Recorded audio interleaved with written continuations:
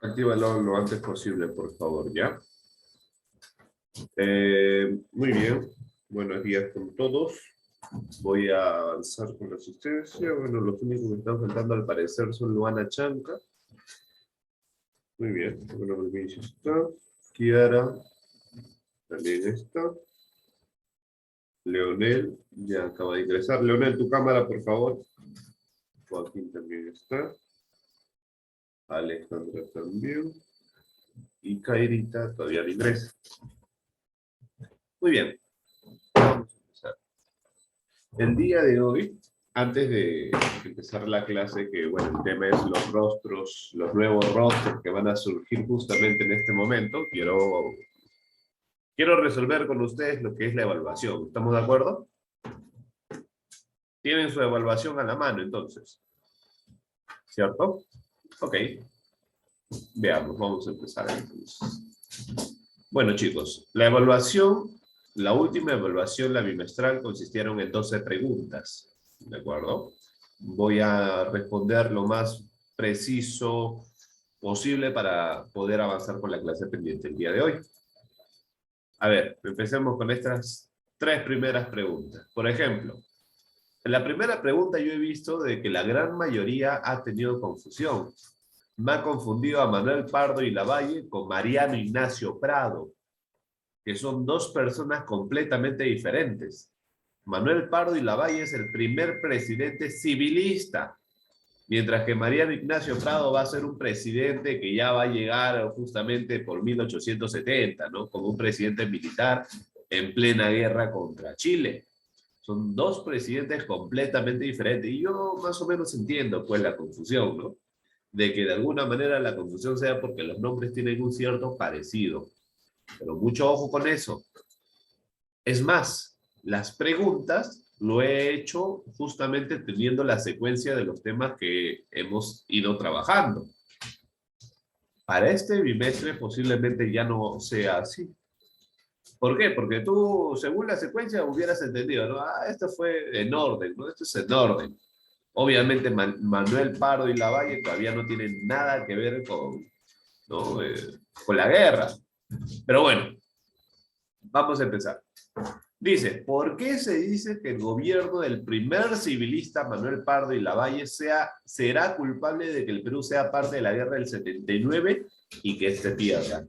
Muy simple, porque en el gobierno de Manuel Pardo y Lavalle se firmó el tratado secreto entre Perú y Bolivia. Fue justamente en este gobierno. Por eso es que al Manuel Pardo y Lavalle se le va a culpar de alguna manera o se le va a dar cierta responsabilidad de que por él hayamos ingresado a la guerra. Y esa no era la única respuesta. Recuerda, él siendo el primer presidente civilista que comenzó a hacer justo con sus propuestas, reducir lo que justamente, ¿no? El dinero que llegaba para el sector militar. No, ya no va a haber tanta plata para lo que son los militares, ¿no? Ya ha tenido mucho tiempo ya sacándole plata al Estado, ahora vamos a darle ventaja a los civiles. Ese era el pensamiento. Por eso, por un lado, nos mete en una guerra con el tratado secreto, pero por otro lado, nos deja mal parados. ¿Por qué? Porque él siendo civilista, obviamente no va a querer apoyar a los militares. ¿Qué significa? Descuidamos armas, descuidamos soldados, descuidamos armamento como... ¿Un ratito?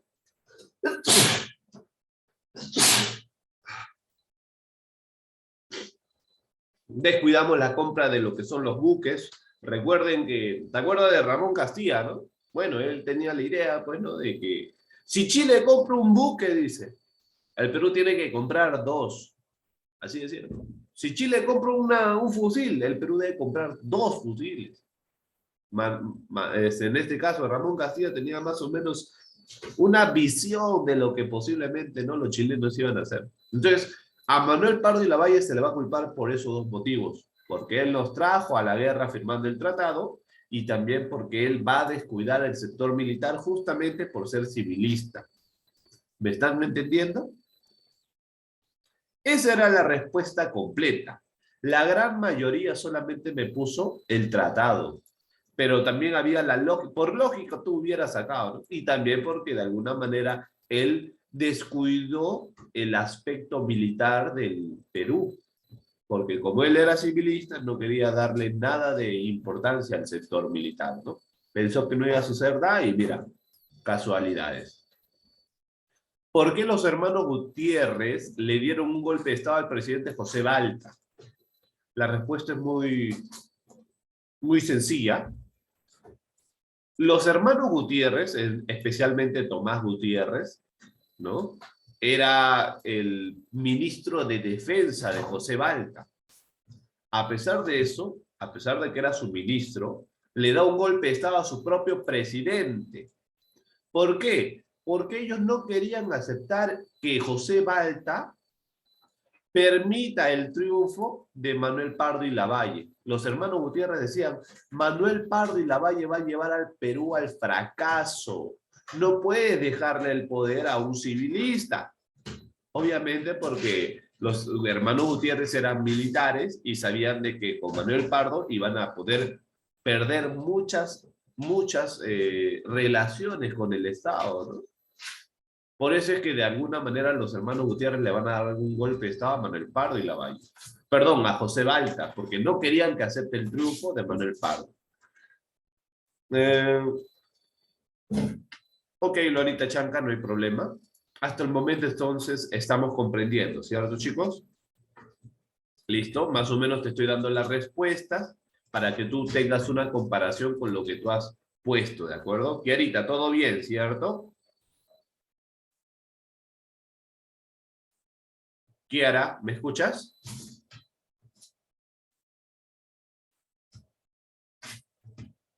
Listo. Los que todavía no activan la cámara, los voy a retirar.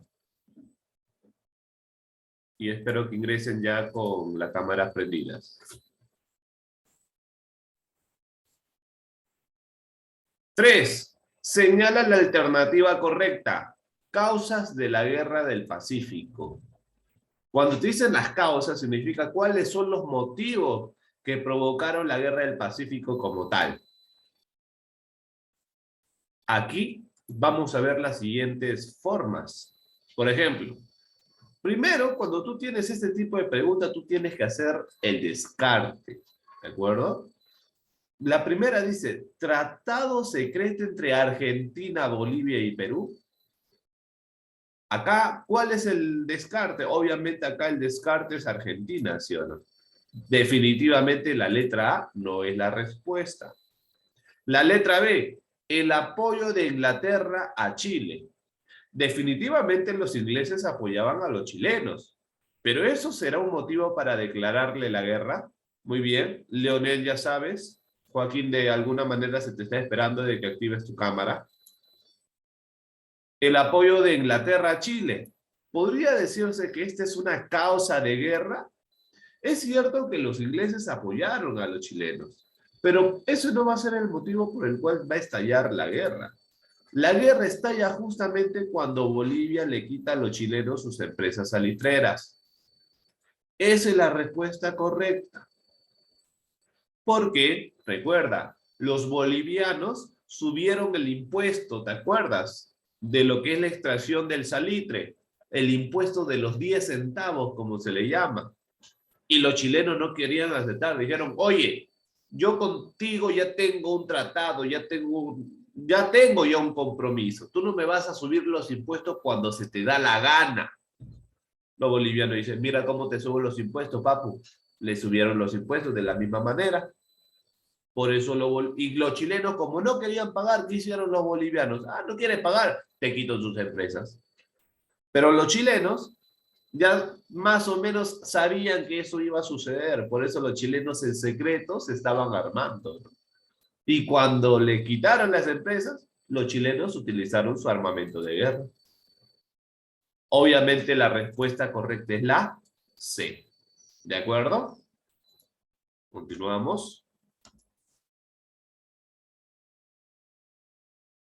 4. ¿Por qué el salitre tuvo un rol importante en el origen de la Guerra del Pacífico? 2 motivos, o hasta 3 podría decir. Primero, el salitre era un producto que había prácticamente dejado en el pasado al guano. El salitre tenía muchos más beneficios en el aspecto agroindustrial, ¿de acuerdo? El salitre era muy bueno para también, para poder en este caso utilizarlo como fertilizante. Si el guano era bueno por 2, el salitre era bueno por 4. Más o menos en comparación, para que tengas una idea, eso era. Pero no solamente por el abono que producían, o por la forma de fertilizar los suelos, sino que también, aparte de ser fertilizante, el salitre fue utilizado justamente para las municiones, como pólvora, ¿de acuerdo? O sea, también va a ser tanto para el aspecto de la agricultura como el aspecto bélico. Y cuando te digo aspecto bélico, significa para la guerra, ¿de acuerdo? Esos son los dos motivos por los cuales el salitre va a ser tan importante. Estamos entendiendo, ¿cierto? Están comparando su respuesta, ¿cierto? Ok. Continuamos entonces. La número 5. Aquí recién empieza el nombre de ese presidente, ¿de acuerdo? Justamente con el que se habían confundido la gran, bueno, no la gran mayoría, pero una parte, un sector. ¿Qué pasó con Mariano Ignacio Prado para que sea considerado un traidor a la patria? Dice, fue el que inició la guerra del 79. ¿Podríamos decir que esto es cierto? No, porque tú sabes que los que iniciaron la guerra fueron los bolivianos. ¿De acuerdo? Entonces, definitivamente, Mariano Ignacio Prado no tiene vela en ese entierro. Envió documentos secretos al gobierno chileno. Por hacer esto, se te puede declarar traidor, definitivamente. Es más, yo recuerdo que hace unos años había un peruano que se le declaró traidor a la patria porque es lo que hacía, enviaba documentos del aspecto de lo que es nuestra marina de guerra a los chilenos. Claro, en ese caso, claro, traidor, porque tú no vas a dar ¿no? documentos secretos de la patria a un estado completamente ajeno al tuyo. Eso es traición. Pero esto no fue el caso. Obviamente, Mariano Ignacio Prado no envió documentos. Lo que sí podríamos decir que la respuesta es la C. ¿Por qué? Porque recuerda, el Perú estaba en una situación grave. Pero todos los peruanos dijeron, oye, descuéntame la mitad de mi sueldo, si no decían, descuéntame el total. ¿Para qué? Esa plata que llega al Estado y que por favor se vaya a comprar armamentos y todo lo que se necesita para poder defendernos de esta guerra. Porque recuerda que las armas que utilizaron los peruanos eran armamentos que eran completamente antiguos. Eran armas que inclusive se utilizaron en la propia independencia del Perú, imagínate. 80 años atrasadas esas armas. Algunas ni disparaban, otras disparaban, te volaba ahí mismo, imagínate. O sea, era peligroso. En cambio, los chilenos ya tenían armas modernas, toda la vestimenta. Estaban preparados, definitivamente. La respuesta correcta es la C. ¿De acuerdo? La número 6. ¿Cuál fue la hazaña que hizo que el francés Dupetit-Thouars sea considerado el héroe que salvó la capital de Lima? Aquí la respuesta, también vamos a hacer lo más sencillo posible, recuerden. Cuando los chilenos ya habían ganado lo que es los combates y cuando habían también ganado las batallas con lo que es los militares que justamente quedaron, recuerda que los chilenos avanzaron hacia la ciudad de Lima, ¿de acuerdo? Y antes de llegar a Lima, los peruanos, los profesionales, todos los trabajadores, se unieron en diferentes sectores. Por ejemplo, estaba lo que es la Legión Ayacuchana, la Legión San Marcos, por legiones, ¿no? Y justamente la legión se dividía por dónde tú por cuál era tu origen, ¿no? Si eras de alguna parte del Perú, si eras de alguna universidad, legiones de abogados, si eras, depende de tu profesión también. Pero la cosa es que todos los peruanos estaban participando en la guerra. Pero recuerda, en la guerra hay algo que te exigen, que si tú vas a luchar en guerra, tú solamente puedes luchar contra militares. lo justo es militar contra militar. Pero cuando ya sale de control la guerra, ¿qué es la que hacen los militares? Quieren irse contra los civiles. Eso no se puede hacer en una guerra, porque los civiles ya no tienen vela en ese entierro. Entonces, a eso se le llama, recuerden, daños colaterales. Cuando en una guerra mueren civiles que no tienen nada que ver con militares, se le llama daño colateral. Entonces, ¿qué pasó? Dupetit-Thouars sabía de lo que habían hecho los chilenos, ¿no? ¿Te acuerdas en Miraflores, la batalla de Miraflores, la batalla de San Juan, la batalla de Breña, ¿no? ¿Te acuerdas? ¿Cuántos peruanos habían fallecido, no? En la de San Juan murieron inclusive niños. Niños de 11, 12 años fueron a la guerra, aunque no lo creas. Y murieron, imagínate.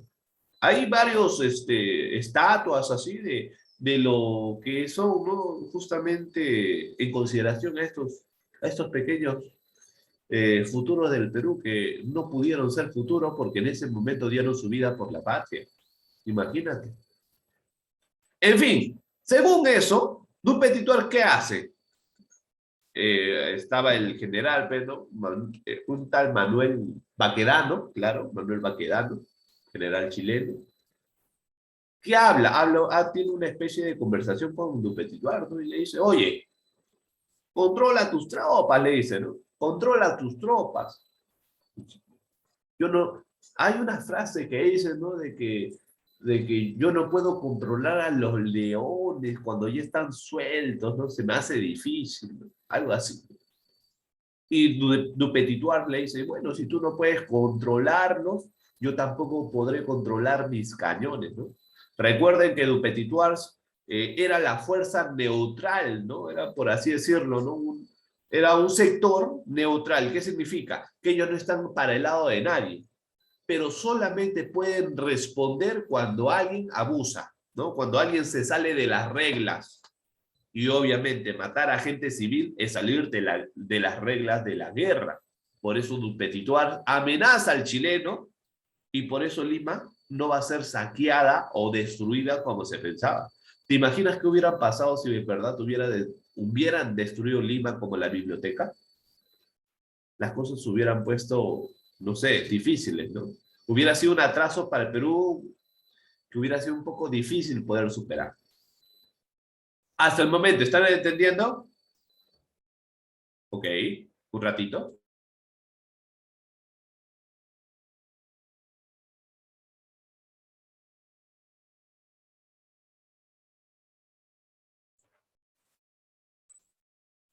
Bueno, continuamos entonces.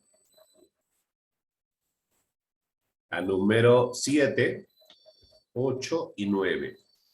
¿Cuáles son los motivos que hicieron posible la reconstrucción nacional después de la guerra? Algunos decían que será reconstrucción nacional, ¿no? No se orientaban. La respuesta es muy lógico. Hablamos de reconstrucción al momento que va a pasar el Perú después de la guerra con Chile. Por eso se le llama reconstrucción, porque se va a reconstruir de esa guerra que nos está dejando mal parados. Pero primero, ¿cuál va a ser el motivo para que nosotros podamos reconstruirnos? El primer motivo o causa para la reconstrucción, recuerda, en la firma del contrato Grace. Sin el contrato Grace no se hubiera podido reconstruir el Perú. ¿Por qué? Porque cuando recuerden quién firmó el contrato Grace, ¿alguien recuerda? ¿Qué presidente firmó el contrato Grace? ¿Cómo? No sé, te juro. Dime. Andrés Avelino Cáceres. Claro, ¿no? El gran brujo de los Andes, ¿no? Andrés Avelino Cáceres. Él firma el contrato Grace. Bueno, al menos algo bueno hizo, siendo político, ¿no? Claro, él firma el contrato Grace y ahí empieza todo. Porque con el contrato Grace, el Perú se estaba de alguna manera comprometiendo a pagar su deuda. Y al tener ese compromiso, las empresas ven con buen ojo al Perú. Dice, no, el Perú está pasando por malos momentos, pero aquí hay una empresa que se está haciendo responsable de sus deudas. Podemos ir a invertir, no hay problema, dice. ¿Tú crees que las empresas hubieran visto con buenos ojos si el Perú se negaba de alguna manera a pagar sus deudas? Y tenemos una experiencia, aunque no lo creas, ¿ah? Hubo un presidente que no quería pagar la deuda del Perú. ¿Sabes cómo se llamó ese presidente? Alan García, el que se suicidó, pues, ¿no? El primer gobierno de Alan García dijo, no, ¿para qué vamos a pagar la deuda? No hay que pagarla, dice. Ese es el secreto para mejorar, no hay que pagar la deuda. Bueno, en ese gobierno se habla de la hiperinflación, imagínate. O sea, las cosas no son tan simples, ¿eh? Pero bueno, primero el contrato Grace. No solamente va a ser eso, ¿ah? Eso es lo más importante, porque con el contrato el Perú recupera la confianza, las empresas ven con buenos ojos, quieren invertir en el Perú, ok. Pero también van a haber otros motivos, ¿como cuál? Recuerda, el boom de los automóviles. ¿Y qué va a producir el boom de los automóviles? Que se necesite caucho. Y, oh sorpresa, oh maravilla, ¿dónde se encontraba caucho? Amazonía peruana, ¿no? El boom del caucho. Oye, pero no solamente caucho, el automóvil necesita combustible, necesitas petróleo. Oh maravilla, ¿dónde encontramos petróleo? En el norte del Perú, ¿no? En el norte del Perú. Y así muchos boom van a aparecer, el boom del cobre, boom del caucho, boom del petróleo, boom de lo que es el algodón. Recuerda que justamente estamos en contexto internacional, se está dando la Primera Guerra Mundial, ¿no? Por eso es que de alguna manera también vamos a tener esas posibilidades, ¿no? De mejorar económicamente. ¿Me están entendiendo? Número 8. Cambios en el Perú posguerra contra Chile. Cuando decimos posguerra significa después, ¿no? Después. Cuando te dice pre significa antes, post significa después, ¿de acuerdo? Como por ejemplo, él es no sé, a ver, él es un preuniversitario, ¿no? Todavía no es universitario, está estudiando para ser universitario, ¿no? Muy bien.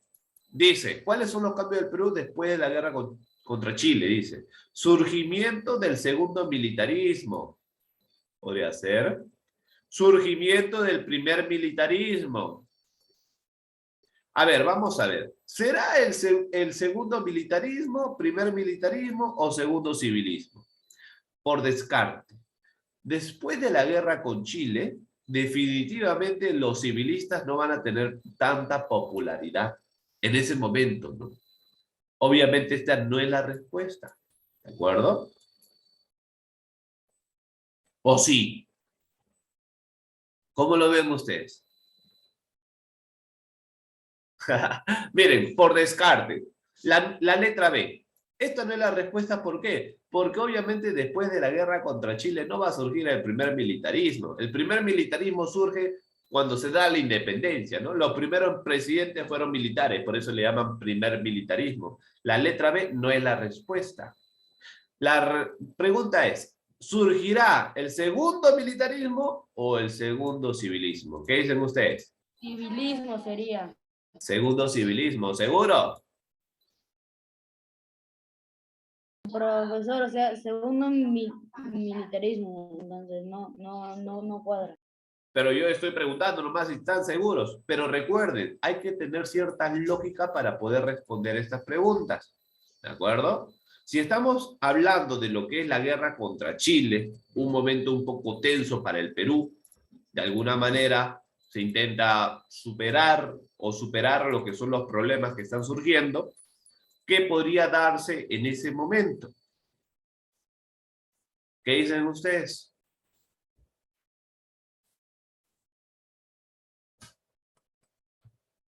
¿Segundo No, militarismo o el segundo civilismo? segundo militarismo. ¿Están seguros? ¿Qué pregunta Sí. es? Sí, estoy seguro. La A. Perdón, ¿qué número de pregunta? La 8. La 8, ¿cierto? A ver, ¿y ustedes qué dicen? ¿Civilismo o militarismo? Militarismo. Militarismo. Civilismo. A ver, después de la guerra contra Chile, llega lo que es la reconstrucción nacional, ¿cierto? Y cuando hablamos de la reconstrucción nacional, un tema que justamente hemos tratado últimamente, ¿cómo se llaman a los gobiernos de la reconstrucción nacional? ¿Te acuerdas o no?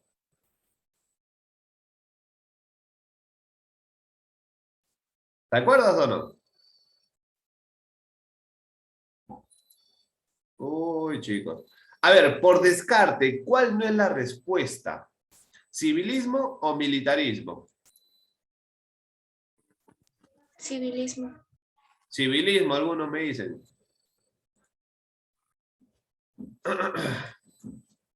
Definitivamente la respuesta correcta es la... Militarismo. Militarismo, chicos. Militarismo.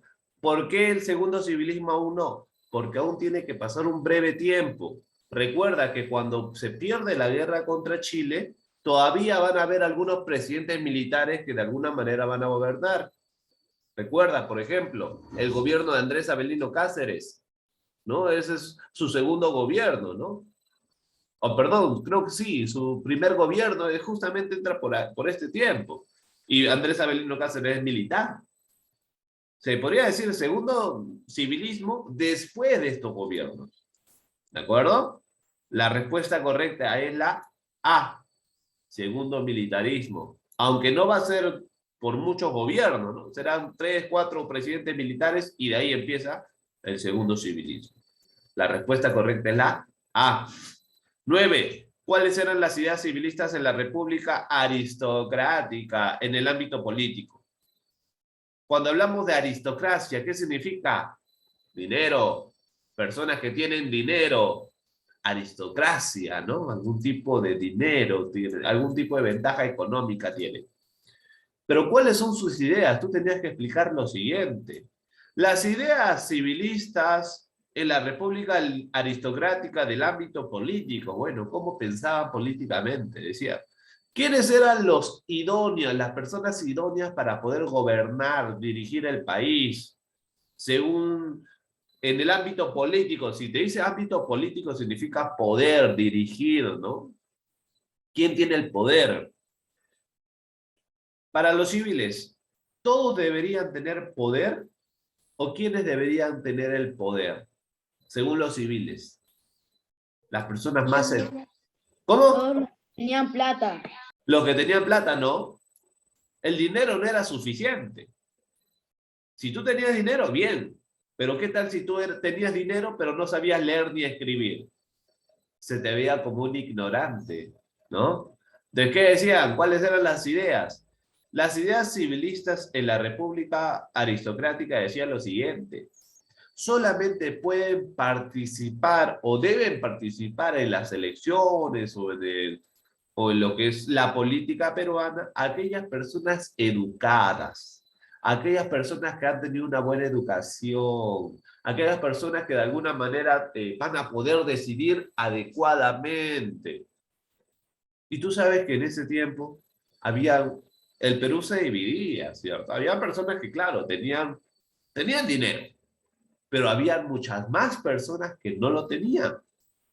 ¿Y tú crees que si no tenían dinero y prácticamente estábamos en una república joven, porque recién se estaba dando, imagínate, tú crees que será, no sé, una buena justificación que solamente participen los que tienen educación? Pero para ellos sí, pues, ¿no?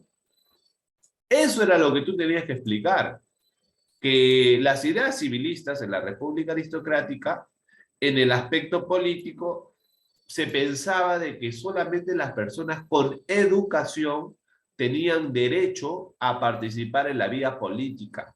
Los que no tenían educación no tienen derecho, se les debería quitar. Y es lo que hacen, ¿sí o no? ¿O no te acuerdas esa ley, la Ley General de Elecciones, que justamente se da en el gobierno de Nicolás de Piérola? ¿Te acuerdas o no? Donde solamente van a poder participar los que tienen Los que saben leer y escribir. Y los que no, ya no van a participar. Ahí nomás te das cuenta. Eso es lo que tenías que responder. Y por último, estas 3 preguntas. ¿Por qué crees que los civilistas excluyeron a los indígenas de la vía política? Bueno, mira, ahí prácticamente te estaba dando también la respuesta de la 9, solamente que algunos no se dieron cuenta. ¿Por qué la excluyeron? 2 motivos. Porque hay dos motivos, claro. La justificación y la realidad. O la idea de lo que es realidad. Vamos a decir, ¿cuál es la justificación?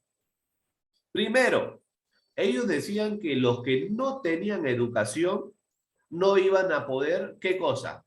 No iban a saber decidir. Ese es el primer motivo, ¿sí o no? Como no tienen educación, oye, no van a poder saber decidir. Es más, sus decisiones van a ser manipuladas por los que sí pueden conocer o son educados. Por ese motivo dicen, no, ya los indígenas como no saben leer ni escribir, no deben decidir.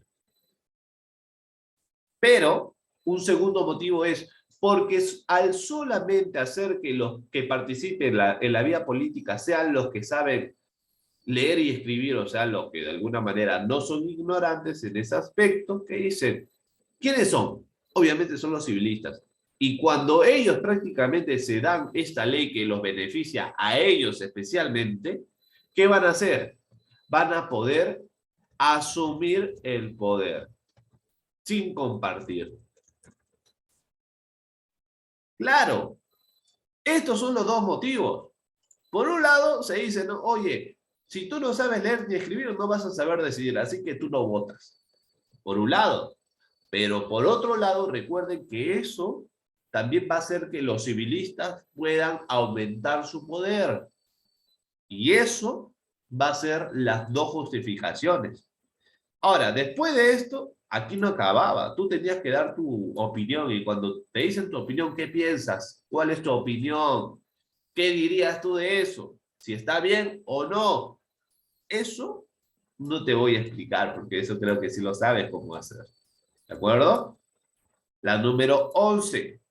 ¿Cuál era la situación de la agricultura, la ganadería y la minería durante la República Aristocrática? Aquí muy simple. Ustedes me hubieran puesto agricultura, ganadería y minería de esta manera.